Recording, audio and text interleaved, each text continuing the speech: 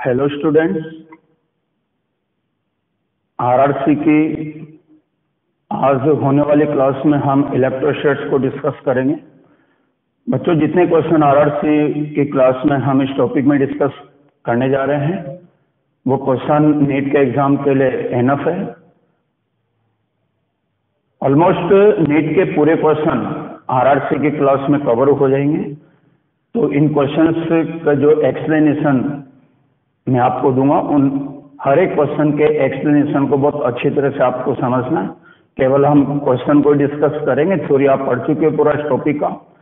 तो बच्चों, इस टॉपिक में हम क्वेश्चन स्टार्ट करने जा रहे हैं कूलम्ब्स लॉ से। यहीं से इसमें न्यूमेरिकल पोर्शन स्टार्ट होता है। तो पहले हम कूलम्ब्स लॉ के क्वेश्चन को डिस्कस करेंगे। आफ्टर दैट हम इलेक्ट्रिक फील्ड के क्वेश्चंस को लेंगे, फ्लक्स के क्वेश्चन लेंगे, उसके बाद हम पोटेंशियल के क्वेश्चन लेंगे, देन डाइपोल के क्वेश्चंस को डिस्कस करेंगे।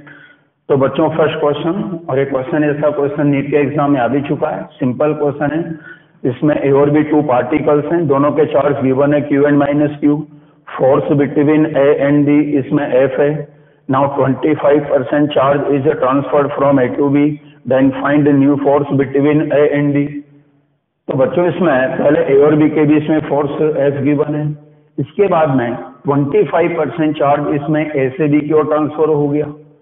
अभी तो क्लियर है कि जब A से B की ओर चार्ज ट्रांसफर होगा तो A और B पर चार्ज की वैल्यूज यहाँ पर चेंज होगी, और जब चार्ज चेंज होगा तो ऑब्वियसली फोर्स का वैल्यू भी चेंज होगा।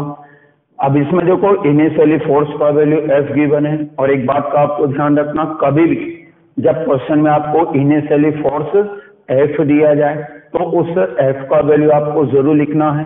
ओके, फाइनली जो आंसर में लाना है वो इन टर्म्स ऑफ F ही लाना है। तो इनिशियली यहाँ पर फोर्स का वैल्यू F है, तो F is equal to formula apply किया कूलम्ब्स लॉ के लेके Q1 Q2 upon R square, तो KQ square upon R square, और Q1 Q2 में जो माइनस साइन होता है उसको ड्रॉप कर दिया जाता है, क्योंकि हम यहाँ पर मैग्नीट्यूड के लिए कैलकुलेशन कर रहे हैं। तो Q1 Q2 की वैल्यूज में जो माइनस साइन होगा उसको फाइनली आपको ड्रॉप करना है। अब इसके बाद देखिए, हमने A से B की ओर 25% चार्ज ट्रांसफर किया, यानी इसका 25%, इसका 25% कितना Q/4, यानी कि A से B की ओर इसमें Q/4 चार्ज बच्चों ट्रांसफर होगा ना। और जब A से B की ओर चार्ज ट्रांसफर हो गया तो यहाँ तो चार्ज का वैल्यू कम होगा ना। Q था, Q/4 यहाँ से रिमूव हुआ तो माइनस Q/4, तो यहाँ पर पॉइंट ए पर चार्ज की वैल्यू बच्चों कितनी हो जाएगी, 3Q/4। अब ये जो चार्ज आ रहा है वो यहाँ पर आके ऐड होगा, क्योंकि यहाँ से तो रिमूव हुआ तो यहाँ पर ऐड होगा। पहले यहाँ पर चार्ज कितना था, माइनस Q था, Q/4 यहाँ पर ऐड कर दिया तो न्यू चार्ज यहाँ पर कितना आ जाएगा, -3Q/4।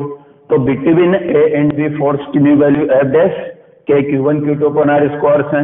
इन दोनों का जो प्रोडक्ट आएगा 9/16 हो जाएगा, KQ square upon R square, और KQ square upon R square बच्चों F के इक्वल है। तो फाइनली यहाँ पर F डैश का वैल्यू मिल गया हमें 9/16F।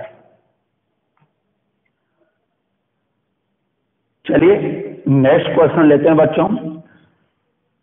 नेक्स्ट क्वेश्चन में टू आइडेंटिकल मेटल स्फीयर है, A और B इसमें आइडेंटिकल है। आइडेंटिकल का मीनिंग इनकी रेडियस से होता है, दोनों का यहाँ पर रेडियस बच्चों सेम है।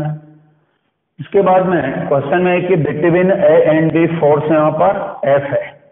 Now A and B placed in contact, A और B को हमने कॉन्टैक्ट में प्लेस किया, and then separated by same distance, then find new force between A and B। बिल्कुल कुछ इसी तरह का क्वेश्चन है भी। तो पहले इन दोनों के बीच में फोर्स का वैल्यू F गिवन है, तो F का वैल्यू हम लिख सकते हैं कि Q1 Q2 upon R square है। इन दोनों का प्रोडक्ट हो जाएगा 2Q स्क्वायर, तो 2KQ square upon R square. हमने डिस्टेंस को यहाँ पर R एज्यूम कर लिया। अब देखिए बच्चों, जब ये दोनों स्फीयर कॉन्टैक्ट में आएंगे तो हम जानते हैं कि जब टू मेटालिक बॉडी कॉन्टैक्ट में आती है तो उन दोनों मेटल बॉडी के चार्ज चेंज होंगे, क्योंकि कंडक्शन होगा ना, कॉन्टैक्ट में आने पर दोनों के चार्ज यहाँ पर चेंज होंगे। तो फोर्स का न्यू वैल्यू फाइंड आउट करने के लिए हमें इन दोनों मेटल स्फीयर के पहले न्यू चार्ज को यहाँ पर चेक करना पड़ेगा। अब दोनों आइडेंटिकल है, और जैसा कि हम जानते हैं कि जब दो आइडेंटिकल मेटल स्फीयर कांटेक्ट में आते हैं तो जो टोटल चार्ज होता है वो इक्वली डिवाइड होता है। याद होगा आपको कि टोटल चार्ज इक्वली डिवाइड हो जाता है। आइडेंटिकल के केस में हम आइडेंटिकल नहीं होंगे तो जो टोटल चार्ज है उसको रेडियस के रेशियो में डिवाइड कर दिया जाता है। तो यहाँ पर इन दोनों का टोटल चार्ज बच्चों 2q माइनस क्यू कितना हो जाएगा, q हो जाएगा, इक्वली डिवाइड करेंगे तो q/2 तो कांटेक्ट में आने के बाद इन दोनों मेटल स्फीयर के चार्ज q/2 होंगे, तो फोर्स का न्यू वैल्यू मिल जाएगा kq²/4r², क्योंकि दोनों का प्रोडक्ट q²/4।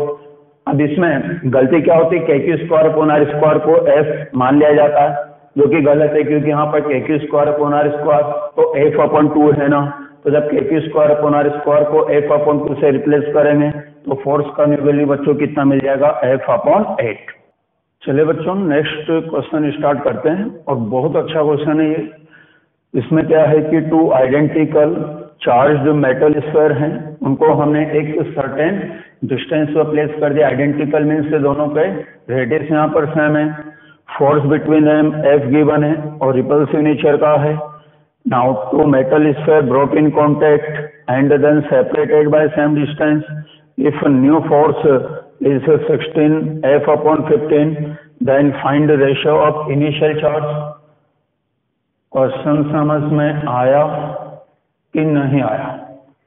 क्वेश्चन ये है कि 2 मेटल स्फीयर हैं, उन दोनों मेटल स्फीयर के बीच में जो फोर्स है वो F है और रिपल्सिव नेचर का है, यानी जो इनिशियली जो चार्ज होंगे ना वो लाइट होंगे, क्योंकि रिपल्सिव नेचर का फोर्स है तो ऑब्वियसली दोनों पे जो चार्ज होंगे लाइट। उसके बाद उन दोनों मेटल स्फीयर को हमने कांटेक्ट में प्लेस किया, अगेन दोनों को सेपरेट कर दिया बाय सेम डिस्टेंस, तो इसमें बच्चों फोर्स का न्यू वैल्यू गिवन है, क्योंकि कांटेक्ट में आने पर चार्ज चेंज होंगे तो फोर्स भी चेंज होगा। तो इस क्वेश्चन में हमें दोनों के इनिशियल चार्ज का रेशियो फाइंड आउट करना है। अब हम इनिशियल चार्ज को बच्चे इसमें Q1 और Q2 एज्यूम कर लेते हैं, तो फोर्स का इनिशियल वैल्यू F का वैल्यू मैं लिख सकता हूँ कि Q1 Q2/r²। इसके बाद जब दोनों कांटेक्ट में आए, कांटेक्ट में आने के बाद हम जानते हैं कि जो टोटल चार्ज है वो डिवाइड होगा, और जब दोनों आइडेंटिकल है यानी कि दोनों का रेडियस इसमें सेम है, तो जो टोटल चार्ज है वो इक्वली डिवाइड होगा। दोनों का टोटल चार्ज कितना, Q1 + Q2, क्योंकि दोनों पर लाइक चार्ज था, तो total charge Q1 + Q2 equally divide करेंगे, तो कांटेक्ट में आने के बाद दोनों मेटल स्फीयर के जो चार्ज होंगे वो Q1 + Q2/2 के इक्वल होंगे। तो जब हम फोर्स का न्यू वैल्यू लिखेंगे 16/15, ये इक्वल टू के Q1 × Q2, बट कांटेक्ट में आने के बाद चार्ज Q1 + Q2/2 है, तो होल स्क्वायर कर दिया अपॉन मार स्क्वायर। अब हमें Q1/Q2 फाइंड आउट करना है, तो इसके लिए मैंने इसको इससे डिवाइड किया, तो डिवाइड करने पर F कटेगा, 15 ऊपर आ जाएगा, 15/16 K/r² कट ही जाएगा, इसमें Q1 Q2 ऊपर आ जाएगा, इसमें जो 2 का स्क्वायर है 4 उसको मैंने ऊपर ले लिया। अब बच्चों इसके बाद इसको आगे सॉल्व नहीं करना है, क्योंकि इसको सॉल्व करने पर बहुत ज्यादा कैलकुलेशन होगा, क्योंकि यहाँ पर पहले इसका होल स्क्वायर होगा, क्रॉस मल्टीप्लाई करेंगे, एक क्वाड्रेटिक इक्वेशन बनेगा, उसको सॉल्व करने के बाद Q1 का वैल्यू आता है, तो इतनी कैलकुलेशन की जरूरत नहीं है, क्योंकि ऑप्शन गिवन है इस क्वेश्चन में, Q1/Q2 गिवन है, ये Q1/Q2 है, तो Q1 और Q2 की वैल्यूज को इसमें पुट कर देना, और जिससे भी आपको जिस ऑप्शन से इसका वैल्यू 15/16 मिले उसी को टिक कर देना। जैसे यहाँ पर यदि हम फर्स्ट ऑप्शन को चेक करें 1/2 है, तो ये Q1 है Q2 है, Q1 का वैल्यू इसमें 1 रखा, Q2 का वैल्यू मैंने 2 किया, तो 4 × 1 × 2 8 लाना कितना था, 15 नहीं आ सकता, तो फर्स्ट ऑप्शन बच्चे उसमें गलत हो गया। सेकंड में यहाँ पर है 3/5, तो Q1 का वैल्यू 3, Q2 का वैल्यू 5 रख दो इसमें, तो जैसे यहाँ पर 4 आएगा, इंटू में Q1 का वैल्यू 3, Q2 का वैल्यू 5, अपॉन में Q1 + Q2 8 का स्क्वायर करूंगा यहाँ पर, तो 64 आ जाएगा, ये कटेगा तो नीचे आ जाएगा 16 आ गया ना, 15/16, तो इसका राइट आंसर होगा बच्चों यहाँ पर 3/5। नेक्स्ट क्वेश्चन बच्चों, ये बहुत इंपॉर्टेंट क्वेश्चन है, ये क्वेश्चन नीट के एग्जाम में इस बार आपको पेपर में मिल सकता है। बच्चों इसमें एक स्क्वायर इसके 4 कॉर्नर पर चार्ज है, ये कैपिटल क्यू है, स्मॉल क्यू है। अब क्वेश्चन ये है कि if net force on a Q, किसी भी एक कैपिटल क्यू पर नेट फोर्स 0 हो, तो हमें स्मॉल क्यू का वैल्यू फाइंड आउट करना है। सिंपल है, स्ट्रेट फॉरवर्ड क्वेश्चन है, इस वाले चार्ज पर नेट फोर्स 0 करके हम स्मॉल क्यू का वैल्यू तो फाइंड आउट करेंगे। तो जब भी किसी भी चार्ज पर नेट फोर्स 0 करके किसी अदर चार्ज का वैल्यू फाइंड आउट करना, तो क्या करना कि जिस चार्ट पर नेट फोर्स 0 करना, उस पर जितने भी फोर्स एक्ट हो रहे हैं पहले उनकी डायरेक्शन को मेंशन करें, उन सभी फोर्सेस का रिजल्टेंट देन 0 पे इक्वेट करके और जो अननोन चार्जेस का वैल्यू फाइंड आउट करें। तो चले हम इस वाले चार्ट पर नेट फोर्स को 0 करते हैं। इसके लिए जितने भी फोर्स इस पर एक्ट हो रहे हैं सबसे पहले हमें उनका डायरेक्शन यहाँ पर लेना पड़ेगा। अब बच्चों देखो यहाँ पर ये वाला इसको रिपेल करेगा। देखो जिस चार्ज का वैल्यू में फाइंड आउट करना है तो उसका साइन भी होता है, तो इसका साइन मैं कैलकुलेशन से निकाल के लाऊंगा। ठीक है, तो इनिशियली हम इस चार्ज को पहले पॉजिटिव मान लेते हैं, ये भी पॉजिटिव रिपल्सन होगा, ये वाला भी इसको रिपेल करेगा और इन दोनों फोर्स पे मैग्नीट्यूड तो सेम होंगे क्योंकि दोनों में डिस्टेंस सेम है, दोनों में चार्ज का प्रोडक्ट भी सेम, इस कारण इन दोनों के मैग्नीट्यूड सेम होंगे। ये वाला इसको रिपेल करेगा, इसके कारण इस पर रिपल्सिव फोर्स बटे एफ नहीं होगा, इसको यहाँ पर पहले मैंने एफ डैश मान लिया बच्चों। अब इसके बाद देखो यहाँ पर कि इन सभी का रिजल्टेंट में 0 तो करना है ना, तो देखो यहाँ पर एफ और एफ दोनों 90 पर है, तो इन दोनों का जो रिजल्टेंट आएगा वो √2f हो जाएगा ना, एफ और एफ का तो √2f और इस डायरेक्शन में आ जाएगा √2f, एफ और एफ का रिजल्टेंट √2f और √2f और एफ डैश एक ही डायरेक्शन में आ चुके हैं, तो दोनों का resultant √2f plus F dash and according to question is 0 के इक्वल कर दिया। इसके बाद में एफ का वैल्यू रखा, एफ क्या था, इसके कारण इसका फोर्स है ना, तो के capital Q into small Q upon में डिस्टेंस, ये वाला ए मान लिया तो ए स्क्वायर, ठीक है ना, प्लस एफ डैश को मैंने कर लिया तो माइनस, और एफ डैश क्या था, इसके कारण इस पर फोर्स है ना, तो के क्यू स्क्वायर अपॉन में डिस्टेंस स्क्वायर, और हम जानते हैं कि स्क्वायर में ये जो डिस्टेंस होता है डायगोनल का ये √2f होता है। बस इसको सोल्व किया तो स्मॉल क्यू का वैल्यू फाइनल में मिल जाएगा -q अपॉन 2√2।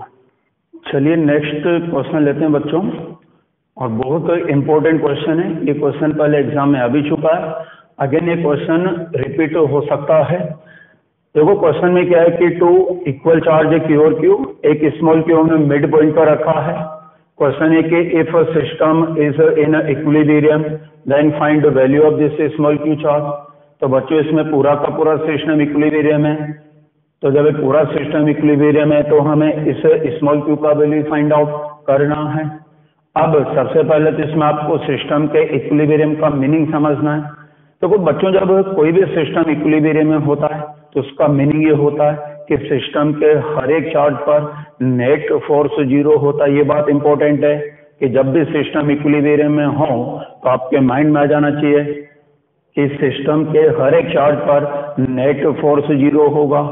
तो बच्चों इस स्मॉल क्यू को फाइंड आउट करने के लिए हमें किसी न किसी एक चार्ज पर नेट फोर्स 0 करना पड़ेगा। अब देखो इस वाले पर नेट फोर्स यदि हम 0 करें, इस पर नेट फोर्स 0 करने पर हमें स्मॉल क्यू का वैल्यू नहीं मिलेगा।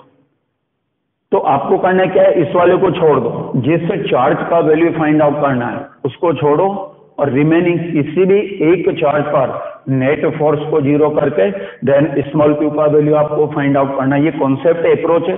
जब भी सिस्टम इक्विलिब्रियम में हो, किसी एक चार्ज का वैल्यू फाइंड आउट करना हो, तो अब किसी भी अदर चार्ज पर जिसका वैल्यू फाइंड आउट करना है उस पर नहीं, उसको छोड़ो और रिमेनिंग किसी भी एक चार्ज पर नेट फोर्स को 0 कर देना, आंसर आ जाएगा।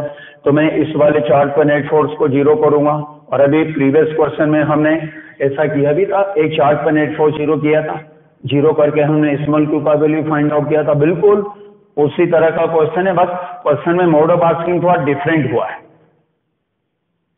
तो यहाँ पर हमें इस पर नेट फोर्स 0 करना, इस पर 2 फोर्स लगेंगे इसके कारण और इसके कारण, ये इसको पहले पॉजिटिव माना जाता है तो ये इसको रिपेल करेगा, ये भी रिपेल करेगा, दोनों फोर्स एक ही डायरेक्शन में, तो दोनों का जो रिजल्टेंट है वो F1 प्लस F2 नाउ ये इक्वल टू 0, क्योंकि इस पर नेट फोर्स 0 है, F1 का वैल्यू रख गया, इसके कारण इस पर फोर्स, तो KQ अपॉन डिस्टेंस स्क्वायर।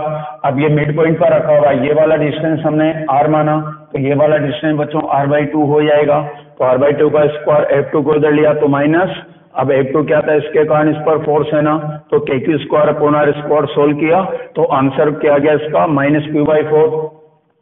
और बच्चों आंसर लर्न करके जाना है क्योंकि स्टैंडर्ड क्वेश्चन है, एग्जाम में एज इट इज आता है क्वेश्चन।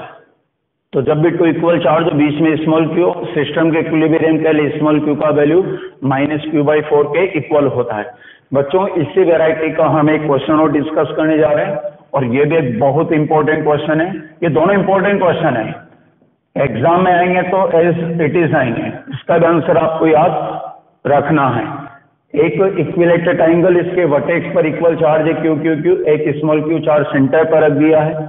क्वेश्चन उसी वैरायटी का, if system is in equilibrium then find value of small q charge.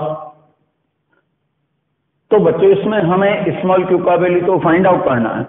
Again किसी न किसी एक चार्ट पर नेट फोर्स को जीरो करना है, क्योंकि सिस्टम इक्विलिब्रियम है तो हर एक चार्ट पर नेट फोर्स जीरो होगा।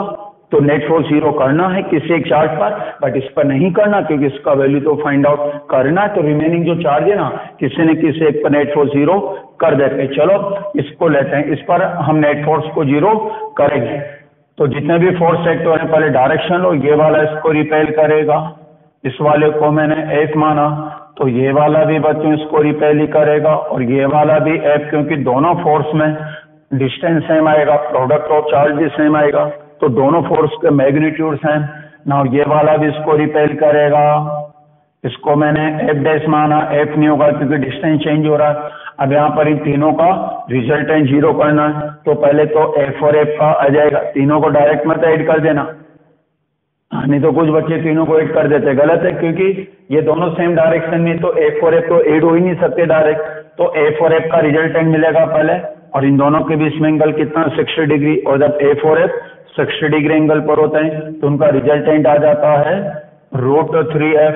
अब जो √3f होगा वो इसी डायरेक्शन में आ जाएगा, तो √3f प्लस F', और ये इक्वल टू 0, तो √3f, F क्या था इसके कारण इस पर फोर्स, तो KQ² अपॉन में ये वाला डिस्टेंस में A मान लेता हूँ A², और माइनस ये इसको लिया तो माइनस F' क्या था, इसके कारण इस पर फोर्स है ना, तो माइनस KQ अपॉन, अब डिस्टेंस आपको ये वाला लेना है, ये वाला मैंने A माना है, तो ये वाला डिस्टेंस कॉर्नर से सेंटर का डिस्टेंस इक्विलेटरल ट्रायंगल में आपको याद होना जरूरी है, ये A/√3 होता है। तो यहाँ पर आ जाएगा A/√3 का होल स्क्वायर, बस इसको आगे सोल्व करें, A² को काटें, K भी कटेगा, ये स्क्वायर इससे कट ही जाएगा, तो यहाँ से स्मॉल क्यू का वैल्यू मिलेगा, ठीक है ना, ऊपर तो क्यू आ जाएगा। अब इसमें √3 का स्क्वायर 3 ऊपर नीचे लूंगा, तो √3/3, तो √3 आ जाएगा, और माइनस, हाँ ये माइनस साइन मत भूल जाना, माइनस यहाँ पर आ चुका था, ये फाइनली आपको माइनस वाला टिकर क्या ना, ऑप्शन में दोनों गिवन होंगे, q/√3 वाला, एक -q/√3 वाला, प्रीवियस क्वेश्चन में भी सेम बात है। तो साइन का भी पूरा ध्यान रखना है, तो भूल मत जाना, और माइनस जरूर लगाना फाइनल आंसर में। तो दो क्वेश्चन यहाँ पर हमने सिस्टम के इक्विलिब्रियम के लिए डिस्कस कर लिए। चले बच्चों एक क्वेश्चन अब हम इसमें सस्पेंडेड बॉल सिस्टम का भी लेते हैं, और ये भी बहुत इंपॉर्टेंट पार्ट है इस टॉपिक में। सस्पेंडेड बॉल सिस्टम के क्वेश्चन बच्चों पहले भी एग्जाम में आ चुके हैं, तो एक क्वेश्चन जो इस बार आ सकता है उस क्वेश्चन को यहाँ पर हम डिस्कस करने जा रहे हैं। तो बच्चों क्वेश्चन ये है कि टू मेटल बॉल को हमने एक कॉमन पॉइंट से यहाँ पर सस्पेंड कर दिया है। टू मेटल बॉल है, एक कॉमन पॉइंट से दोनों बॉल सस्पेंडेड है। इन दोनों बॉल में चार्ज सेम है, पॉजिटिव है Q और Q, दोनों के मास भी सेम है M और M। ये जो स्ट्रिंग इसका लेंथ L गिवन है, इक्विलिब्रियम में इस वर्टिकल से इस स्ट्रिंग ने जो ये एंगल बना है वो थीटा है, ये एंगल थीटा है। क्वेश्चन है कि if theta is very small then इसमें फाइंड आउट करना है distance between two balls. Question समझ में आया आपको?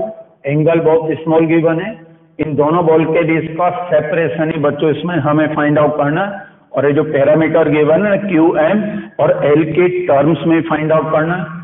तो मैं एज्यूम कर लेता हूं कि दोनों बॉल के बीच का जो सेपरेशन है वो यहाँ पर x के इक्वल है। अब एक बात आपको पता होगा कि जब सिस्टम ये सस्पेंडेड बॉल सिस्टम में जब बॉल इक्विलिब्रियम में होती है ना, तो इक्विलिब्रियम के टाइम इसमें एक फॉर्मूला आता है ना tan theta is equal to F E upon M C. याद होगा फॉर्मूला तो आपको, तो इसको मैं आगे बढ़ा रहा हूं। तो टेन थीटा, अब एफ ई क्या है, इन दोनों के बीच में इलेक्ट्रोस्टैटिक फोर्स, तो के क्यू स्क्वायर अपॉन में एक्स स्क्वायर एम सी। अब बच्चों देखिए क्वेश्चन में थीटा बहुत स्मॉल है, पर आपको बता कि जब थीटा बहुत स्मॉल होता है तो टेन थीटा का अप्रोक्सीमेट वैल्यू थीटा ही होता है ना, तो यहाँ पर अब हम लिख सकते हैं कि थीटा अप्रोक्सीमेटली इक्वल टू, क्योंकि टेन थीटा का अप्रोक्सीमेट वैल्यू थीटा, और ये इक्वल टू हो जाएगा टेक स्क्वायर अपॉन में आ जाएगा एक्स स्क्वायर एम जी। अब बच्चों इसमें हमें थीटा का वैल्यू भी पुट करना है, क्योंकि हमें एक्स का वैल्यू क्यू एल और एम के टर्म्स में फाइंड आउट करना, थीटा के टर्म्स में फाइंड आउट नहीं करना। तो चलो थीटा को फाइंड करके इसमें रख देते हैं। अब देखो यहाँ पर ये जो डायग्राम था ना, इसमें ये वाला तो एल गिवन है, ये एंगल थीटा है, और हम जानते हैं कि ये x/2 हो ही जाएगा, यहाँ पर हो जाएगा ना, क्योंकि टोटल x था तो ये x/2 हो जाएगा। अब बच्चों यहाँ पर जब थीटा बहुत स्मॉल है तो इस x/2 लेंथ को हम आर्क कंसीडर कर ही सकते हैं, क्योंकि थीटा स्मॉल होने पर इसको आर्क माना जा सकता है। जब आर्क है तो एंगल का फॉर्मूला अप्लाई करेंगे ना, angle is equal to arc upon radius में एल आ जाएगा ना, थीटा का ये वैल्यू इसमें रख दो ना, तो x upon 2l is equal to K Q square upon X square M G आ जाएगा। तो यहाँ से बच्चों अब हम x को फाइंड कर सकते हैं, एक्स स्क्वायर को इधर लिया तो एक्स क्यूब आ जाएगा, पहले X cube is equal to 2 के Q square L upon M G. तो यहाँ से अब हमें x का वैल्यू मिलेगा, क्यूबिक रूट फाइंड आउट करिए दोनों साइड का, तो 2 के Q square L upon M G का होल पावर हो जाएगा इसमें 1/3। बच्चों सस्पेंडेड बॉल सिस्टम में हम एक क्वेश्चन को डिस्कस करने जा रहे हैं, ये भी बहुत इंपॉर्टेंट क्वेश्चन है। इसका जो भी आंसर होगा वो एज सच आपको लर्न करके जाना है, आएगा तो ऐसे कैसे आएगा एग्जाम में। बच्चों क्वेश्चन में 2 बॉल्स है, इन दोनों को हमने एयर में सस्पेंड कर रखा है, इक्विलिब्रियम में ये एंगल थीटा है, डेंसिटी ऑफ बॉल d1 है। ये जो d1 है ना वो mass density not charge density, तो इस बॉल के लिए डेंसिटी d1 गिवन है। अब इसके बाद क्वेश्चन है कि इस पूरे सिस्टम को, इंटर सिस्टम को हम एक लिक्विड में यदि इमर्ज करें, now system is emerged in a liquid of density d2, तो हमने पूरे सिस्टम को अब एक लिक्विड के अंदर रख दिया है, लिक्विड का डेंसिटी बच्चों इसमें d2 है। तो क्वेश्चन है कि if theta remains same then find dielectric, epsilon R क्या है, डाइलेक्ट्रिक कांस्टेंट है, हिंदी में कहते हैं इसको परावैद्युतांक। तो find dielectric constant of liquid. Question समझ में आया।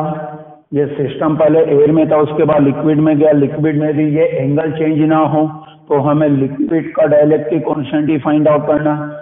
अब हम इसी फॉर्मूले से स्टार्ट करने जा रहे हैं, tan theta is equal to F upon M G. वो एक बात तो क्लियर है, सस्पेंडेड वो सिस्टम, तो हर क्वेश्चन को इसी फॉर्मूले से आप इनिशिएट करें। अब इसमें ये एम बॉल का क्या होगा, मास होगा ना, वॉल्यूम को मैं भी मान लेता हूं, तो जो बॉल का मास होगा वो v d1 इंटू सी। अब हम इसके बाद हमने इस सिस्टम को लिक्विड के अंदर रखा, तो लिक्विड में जब इस फॉर्मूले को अप्लाई करेंगे थीटा को चेंज नहीं करना, क्योंकि थीटा के लिए गिवन है कि थीटा रिमेन सेम। जब ये वाला फॉर्मूला अप्लाई करेंगे एफ अपॉन एम डी, अब हम जानते हैं कि लिक्विड तो एक मीडियम होता है, और मीडियम में जाते यहाँ पर इस इलेक्ट्रोस्टैटिक फोर्स का वैल्यू चेंज होगा ना, होगा। और हम जानते हैं कि मीडियम में जो फोर्स होता है वो वैक्यूम में फोर्स अपॉन एप्सिलॉन आर के इक्वल होता है, पढ़ा होगा ऐसा आपने कूलम्ब्स लॉ में। तो यहाँ पर लिक्विड में जो इलेक्ट्रोस्टैटिक फोर्स होगा वो एफ अपॉन एप्सिलॉन आर। अब देखिए एक बात हम जानते हैं कि जब कोई भी बॉडी लिक्विड के अंदर जाती है तो उसके वेट में क्या होता है, गेन होता है कि लॉस होता है, लॉस होता है। तो जब बॉल लिक्विड के अंदर जाएगी तो उसका जो वेट होगा वो कम होगा। तो पहले एयर में वेट इतना था, कम हो रहा तो माइनस लगा दिया, और इतना ही तो कम होगा, पढ़ा होगा तो आपने, आता नहीं कंसेप्ट कि कोई भी बॉडी जब लिक्विड में जाती है तो उसके वेट में लॉस होता है, और जो लॉस होता है वो अपथ्रस्ट के इक्वल होता है, और ये तो अपथ्रस्ट होता है यहाँ पर। बस इसके बाद तो क्या है, इन दोनों को इक्वल कर दो, क्योंकि दोनों में थीटा सेम है। सोल्व करने के बाद फाइनली एप्सिलॉन आर का वैल्यू मिलता है d1 upon d1 minus d2। d1 इसमें बॉल की डेंसिटी, d2 इसमें लिक्विड की डेंसिटी होती है। तो बच्चों इस रिजल्ट को याद करके जाना है। स्टैंडर्ड क्वेश्चन है कि जब सिस्टम सस्पेंडेड बॉल सिस्टम जब लिक्विड के अंदर जाएगा ना तो थीटा भी अनचेंज रहे, तो लिक्विड का जो डाइलेक्ट्रिक कांस्टेंट है वो d1 upon d1 minus d2 के ही इक्वल होगा। चले बच्चों, अब कूलॉम्स लॉ के बाद हम इलेक्ट्रिक फील्ड के क्वेश्चन को स्टार्ट करते हैं। सबसे पहले हम इसमें पॉइंट चार्ज की बात करेंगे। आपको पता होगा कि पॉइंट चार्ज का इलेक्ट्रिक फील्ड क्या होता है, डिस्टेंस पर KQ अपॉन r स्क्वायर होता है। डायरेक्शन आपको पता होगा, पॉजिटिव है तो अवे फ्रॉम चार्ज, नेगेटिव होगा तो टूवर्ड चार्ज होगा। तो यहाँ पर जो फर्स्ट क्वेश्चन है इसमें 2 पॉइंट चार्ज है 9P और E के दोनों पॉजिटिव है। इन दोनों के बीच का सेपरेशन बच्चों आ रहे हैं। क्वेश्चन है कि find the distance of point from 9P वह नेट इलेक्ट्रिक फील्ड इज 0। यानी इस क्वेश्चन में हमें ये फाइंड आउट करना है कि 9E से कितने डिस्टेंस पर नेट इलेक्ट्रिक फील्ड इन दोनों पॉइंट चार्ज का 0 हो जाएगा। तो एक पॉइंट यहाँ पर लिया बच्चों मैंने A, इसका यहाँ से डिस्टेंस हमने x माना, तो हमें इसी को फाइंड आउट करना है। इसके लिए हमें यहाँ पर नेट इलेक्ट्रिक फील्ड 0 करना है। अब इस क्वेश्चन को सोल्व करने के 2 ऑप्शन है, या तो आप इसमें पूरा बेसिक से करें, और बेसिक तो ये है कि यहाँ पर इन दोनों का जो इलेक्ट्रिक फील्ड है उसका रिजल्टेंट 0 तो करना है। जैसे इसका फील्ड जाएगा इस डायरेक्शन में, इसका जाएगा इस डायरेक्शन में, तो यहाँ पर इस पॉइंट पर दोनों के इलेक्ट्रिक फील्ड अपोजिट डायरेक्शन में होंगे। यदि दोनों के मैग्नीट्यूड भी सेम होंगे तो नेट इलेक्ट्रिक फील्ड 0 हो जाएगा। इसके कारण इलेक्ट्रिक फील्ड को लिख सकते हैं ना K9E अपॉन x स्क्वायर। इसका इलेक्ट्रिक फील्ड हम लिख सकते हैं KE अपॉन ये जो डिस्टेंस r माइनस x का होल स्क्वायर, तो x का वैल्यू मिल जाएगा। अब बच्चों ऐसे क्वेश्चन में इस डिस्टेंस को फाइंड आउट करने का एक फॉर्मूला भी तो होता है, तो बेटर है कि आप डायरेक्ट फॉर्मूले से इनिशिएट करें। तो जो न्यूट्रल पॉइंट है, जिस पॉइंट पर इलेक्ट्रिक फील्ड 0 होता है उसको न्यूट्रल पॉइंट तो कहते हैं ना। तो न्यूट्रल पॉइंट और इक्विलिब्रियम पॉइंट का डिस्टेंस डायरेक्ट इस वाले फॉर्मूले से आ जाता है, √Q1 upon √Q1 plus √Q2 into r। अब ये जो Q1 Q2 होते हैं ये दोनों चार्ज होते हैं। अब इसमें बच्चों एक बात का ध्यान रखना, ऊपर ये जो चार्ज हम लेते हैं ना, ये वह चार्ज होता है जिससे हमें डिस्टेंस फाइंड आउट करना है। तो जब इस क्वेश्चन में 9 इसे फाइंड आउट करना है ना, तो ऊपर यहाँ पर इसी का स्क्वायर रूट आपको रखना है। जिन्हें बोलता है कि यहाँ से फाइंड आउट करें तो इसका स्क्वायर रूट आता है यहाँ पर, तो इसमें यहाँ से फाइंड आउट करना, तो Q1 का वैल्यू 9 है, यहाँ पर 9 यहाँ पर E कर जब सोल्व कर लिया आंसर आ गया 3r/4। बच्चों इस क्वेश्चन में दोनों चार्ज अनलाइक भी दे सकता है, और यदि चार्ज अनलाइक होंगे ना, एक पॉजिटिव एक नेगेटिव, फॉर्मूला ये वाला अप्लाई करना है। बट यहाँ पर नीचे प्लस की जगह पर बच्चों माइनस साइन आपको लेना है। नेक्स्ट क्वेश्चन बहुत इंपॉर्टेंट क्वेश्चन है बच्चों, ये आ सकता है नीट के एग्जाम में। बच्चों इसमें यह है कि ये सेमी सर्कुलर आर्क है, ये सेमी सर्कुलर आर्क है, ये इसका सेंटर है, इसका रेडियस यहाँ पर a(g1) है। इस सेमी सर्कल का ये वाला हाफ पार्ट पॉजिटिवली चार्ज है, इस पर नेगेटिव चार्ज। तो बच्चों हमें इसके सेमी सर्कल के सेंटर पर net electric field find out करना है। बच्चों ये आर्क है, और आर्क में सेंटर पर इलेक्ट्रिक फील्ड का फॉर्मूला होता है ना। जैसे ये आर्क है, यहाँ पर एक आर्क मैंने लिया, इसका लीनियर चार्ज डेंसिटी लैम्डा है, याद होगा। लीनियर चार्ज डेंसिटी क्या होता है, चार्ज पर यूनिट लेंथ। ये इसका सेंटर है, इस आर्क में सेंटर पर ये जो एंगल बना वो अल्फा, इसका रेडियस जैसे r मान लिया जाए, तो बच्चों सेंटर पर इलेक्ट्रिक फील्ड का फॉर्मूला होता है ना 2π lambda upon r sin α/2। Alpha ये वाला एंगल है। तो बच्चों ये आर्क में इलेक्ट्रिक फील्ड का फॉर्मूला होता है, सेंटर पर इलेक्ट्रिक फील्ड इससे फाइंड आउट किया जाता है। अब बच्चों में यहाँ पर इलेक्ट्रिक फील्ड फाइंड आउट करना, बट डायरेक्ट इस मान से नहीं आएगा, क्योंकि यहाँ पर जो सेमी सर्कल है ना, इस सेमी सर्कल पर एक ही नेचर का चार्ज नहीं है। यहाँ पर पॉजिटिव, यहाँ पर नेगेटिव है। तो हम क्या करेंगे, ये जो पॉजिटिव चार्ज है इसका इलेक्ट्रिक फील्ड लेंगे, इस नेगेटिव चार्ज का इलेक्ट्रिक फील्ड यहाँ पर लेंगे, उसके बाद दोनों का रिजल्टेंट फाइंड आउट करेंगे। हाँ, यहाँ से लेके यहाँ तक के लिए एक ही चार्ज होता तो डायरेक्ट इस आंसर आ जाता, बट इस पर यहाँ पर चार्ज पॉजिटिव नेगेटिव है। तो रिजल्टेंट फील्ड के लिए सबसे पहले इन दोनों के इलेक्ट्रिक फील्ड का डायरेक्शन लेना पड़ेगा, क्योंकि इलेक्ट्रिक फील्ड वेक्टर है, ध्यान रखे वेक्टर है ना। तो रिजल्टेंट के लिए सबसे पहले डायरेक्शन आपको मेंशन करना, without direction resultant find out नहीं करना है। तो सबसे पहले डायरेक्शन का वर्क करना पड़ेगा। चलो, तो सबसे पहले मैं ये जो पार्ट है इसके इलेक्ट्रिक फील्ड का डायरेक्शन यहाँ पर लेता हूँ। अब बच्चों आपको याद होगा कि आर्क के सेंटर पर इलेक्ट्रिक फील्ड का जो डायरेक्शन होता है वो एंगल बाइसेक्टर के एलोंग होता है। जैसे ये आर्क है ना, तो इसका एंगल बाइसेक्टर ही बनेगा। तो इससे एंगल बाइसेक्टर के लोग यहाँ पर इलेक्ट्रिक फील्ड का डायरेक्शन होगा। तो जब हम इसको लेंगे ना तो इसके लिए एंगल बाइसेक्टर ये वाला बन ही जाएगा। तो इसका जो फील्ड होगा वो इसी के लोग होगा, और यहाँ से डायरेक्शन के लिए एरो स्टार्ट करो, पॉजिटिव है तो इसके इलेक्ट्रिक फील्ड का डायरेक्शन हो गया अवे फ्रॉम चार्ज, पॉजिटिव है तो अवे फ्रॉम चार्ज कर दिया। बच्चों ये वाला नेगेटिव चार्ज इसके फील्ड का डायरेक्शन इस एंगल बाइसेक्टर कर लो, क्योंकि इस आर के लिए ये एंगल बाइसेक्टर बनेगा तो इसके इलेक्ट्रिक फील्ड का डायरेक्शन हो जाएगा इसके लो, बट नेगेटिव है तो टूवर्ड चार्ज। अब ये वाला इलेक्ट्रिक फील्ड भी थी, क्योंकि दोनों आर्क में एवरीथिंग सब कुछ सेम है, दोनों पे चार्ज सेम है, रेडियस सेम, एंगल भी सेम है, इस कारण इन दोनों के मैग्नीट्यूड भी सेम होंगे। अब ई और ई का रिजल्टेंट इस डायरेक्शन में आ जाएगा, तो ये डायरेक्शन भी मिल गया बच्चों, ये नेट इलेक्ट्रिक फील्ड का डायरेक्शन, नेट इलेक्ट्रिक फील्ड का डायरेक्शन इसके लिए आ जाएगा। नाउ अब ई और ई का रिजल्टेंट फाइंड आउट करना, इन दोनों के बीच का ये वाला एंगल ले लो, ये 90 का एंगल होता तो ई और ई का रिजल्टेंट √2e। अब हमें ई का वैल्यू रखना पड़ेगा, ई क्या, इस वाले आर्क का, ये जो मार्क कर रहा हूँ ना, इस वाले आर्क का इलेक्ट्रिक फील्ड है, इसके लिए फॉर्मूला अप्लाई कर दिया हमने 2k lambda upon r sin alpha by 2, तो 2√2। अब इसमें k का वैल्यू भी रख दिया मैंने 1/4 एप्सिलॉन नॉट। अब इसमें बच्चों लैम्डा नहीं दिया है ना, तो लैम्डा को रिप्लेस कर दो, लैम्डा क्या होता, चार्ज पर यूनिट लेंथ। तो ये जो लैम्डा है ना वो इस वाले आर्क का है, इसमें चार्ज की हुए अपॉन में लेंथ, हाँ लेंथ रखने में गलती मत कर देना, पूरी ये वाली लेंथ आपको नहीं रखना। क्यों, क्योंकि ये जो इलेक्ट्रिक फील्ड हम फाइंड आउट करें ना, ये वाला, ये जो ई है वो केवल इस वाले आर्क का इलेक्ट्रिक फील्ड है, तो लैम्डा भी बस इसी का होगा।